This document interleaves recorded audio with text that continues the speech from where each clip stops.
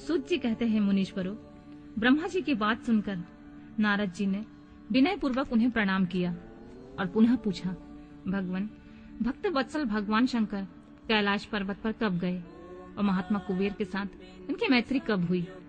परिपूर्ण मंगल विग्रह महादेव जी ने वहाँ क्या किया? यह सब मुझे बताइए। यह सुनने के लिए मेरे मन में बड़ा कौतूहल है। ब्रह्मा जी ने कहा, नारद, सुनो, चंद्रमौली भगवान शंकर का चरित्र का वर्णन करता हूँ।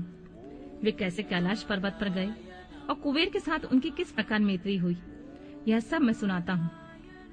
काम्पिल्य नगर में यज्ञदत्त नाम से प्रसिद्ध एक ब्राह्मण रहते थे, जो बड़े सदाचारी थे। उनका एक पुत्र हुआ, जिसका नाम गुणनिधि था। वह बड़ा ही दुराचारी और जुआरी हो गया था। पिता ने अपने इस पुत्र को त्याग दिया और घर से निकाल दिया। वह घर से निकल गया और कई दिनों तक भूखा भटकता रहा। एक दिन वह नैवेद्य चुराने की इच्छा से एक शिव मंदिर में गया। वहां उसने अपने वस्त्र को जलाकर उजाला किया। यह मानो उसके द्वारा भगवान शिव के लिए दीपदान किया गया। तत्पश्चात वह चोरी में पकड़ा गया और उसे प्राण दंड मिला। अपने कुकर्मों के कारण वह यमदूत द्वारा बांधा गया। इतने में ही भगवान शंकर के पार्षद वहां आ पहुंचे। उन्होंने उसे उनके बंधन से छुड़ा दिया। शिवगणों के संग में उसका हृदय शुद्ध हो गया। अतः वह उन्हीं के साथ तत्काल शिवलोक में चला गया। वहां सारे दिव्य भोगों का उपभोग तथा उमा महेश्वर का सेवन करके कालांतर में वह कलिंग राज अरिंदम का पुत्र हुआ। वहां उसका नाम था दम। वह निरंतर भगवान शिव की सेवा में लगा रहता था। बालक होने पर भी वह दूसरे बालकों के साथ शिव का भजन किया करता था।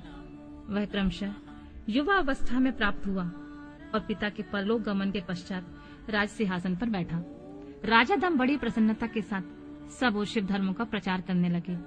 भूपाल दम का दमन करना दूसरों के लिए सर्वथा कठिन था।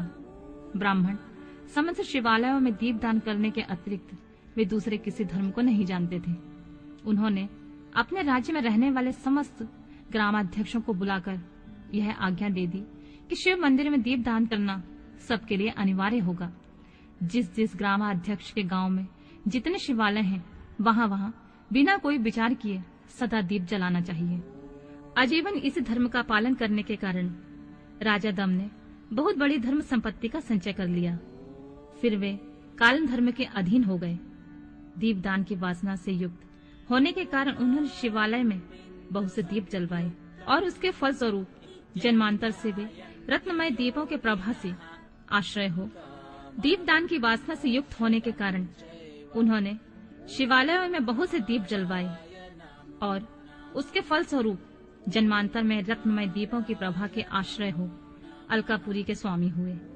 इस प्रकार भगवान शिव के लिए किया हुआ थोड़ा सा भी हवन या आराधन समयानुसार महान फल देता है। ऐसा जानकर उत्तम सुख की इच्छा रखने वाले लोगों को शिव का भजन अवश्य करना चाहिए।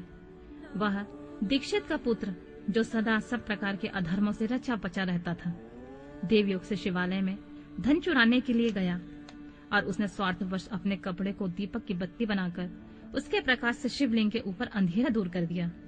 इन सत्कर्म के फलस्वरूप वह कलिंग देश का राजा हुआ और धर्म में उसका अनुराग हो गया। फिर दीप की वासना का उदय होने से शिवालय में दीप जलवाकर उसने यह दिक्पाल का पद पा लिया। मुनीश्वर, देखो तो सही, कहाँ उसका वह कर्म और कहाँ उसके दिक्पाल की पदवी, जिसका यह मानव धर्म प्राणी इस समय यह उपभोग कर रहा है। तात, यह तो उसके ऊपर शिव के संतुष्ट होने की बात बताई गई है। अब एकचित होकर यह सुनो कि किस प्रकार सदा के लिए उसकी भगवान शिव के साथ मित्रता हो गई।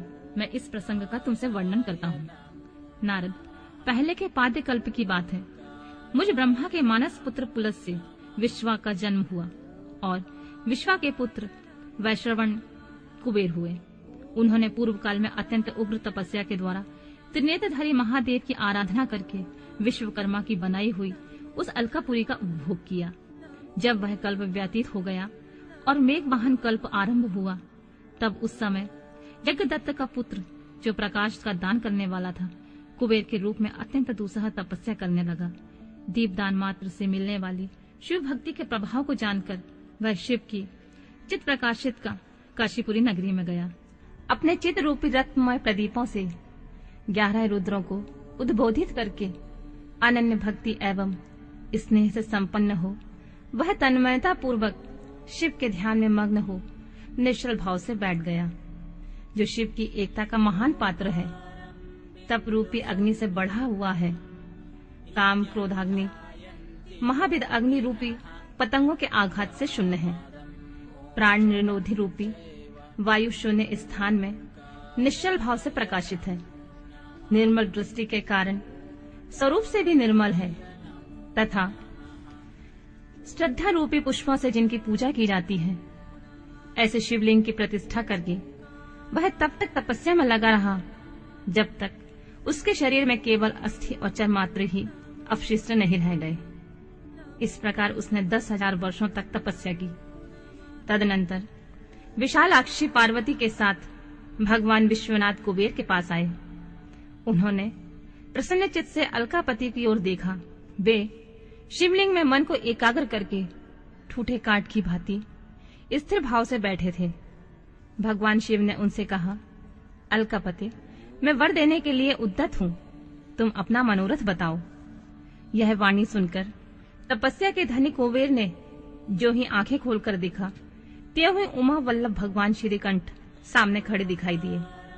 वे उदय काल के सहस्त्र सूर्यों से भी अधिक तेजस्वी थे। उनके मस्तक पर चंद्रमा अपनी चांदनी बिखेर रहे थे। भगवान शंकर के तेज से उनकी आंखें चौंधिया गईं। उनका तेज प्रतिहत हो गया। वे नेत्र बंद करके मनोरथ से परे विराजमान देव देवेश्वर शिव से बोले, नाथ, मेरे नेत्रों को वह दृष्टि शक्ति दीजिए जिससे आपकी चरणार बिंदों का मैं दर्शन कर सकूं। स्वामी, आपका प्रत्यक्ष दर्शन हो, यही मेरे लिए सबसे बड़ा वर है। ईश, दूसरे किसी वर से मेरा क्या प्रयोजन है। चंद्रशेखर, आपको नमस्कार है। कुबेर की यह बात सुनकर देवादिदेव उमापति ने अपनी हथेली से उनका स्पर्श करके उन्हें देखने की शक्ति प्रदान की। दृष्टि शक्ति मिल जाने पर यज्ञदत्त के उस पुत्र ने आंखें फाड़ फाड़कर पहले उमा की ओर देखना आरंभ किया। वह मन ही मन सोचने लगा, भगवान शंकर के समीप वह सर्वांग सुंदरी कौन है? इसने ऐसा कौन सा तप किया जो मेरी भी तपस्या से बढ़ गया है? यह रूप, यह प्रेम, यह सौभाग्य और यह असीम शोभा सभी अद्भुत है। वह ब्राह्मण कुमार बार बार यही कहने लगा। जब बार बार यही कहता हुआ वह क्रूर दृष्टि से उनकी ओर देखने लगा, तब बामा के अवलोकन से उनकी बाएं आंख फूट गई। तदनंतर देवी पार्वती ने महादेव जी से कहा, प्रभु, यह दुष्ट तपस्वी बार बार मेरी ओर देखकर क्या बक रहा है? आप मेरी तपस्या के तेज को प्रकट कीजिए। देवी की यह बात सुनकर भगवान शिव ने हंसते हुए उनसे कहा, उमे, यह तुम्हारा पुत्र है। यह तुम्हें क्रूर दृष्टि से नहीं देख सकता, अपितु तुम्हारी तप संपत्ति का वर्णन कर रहा है।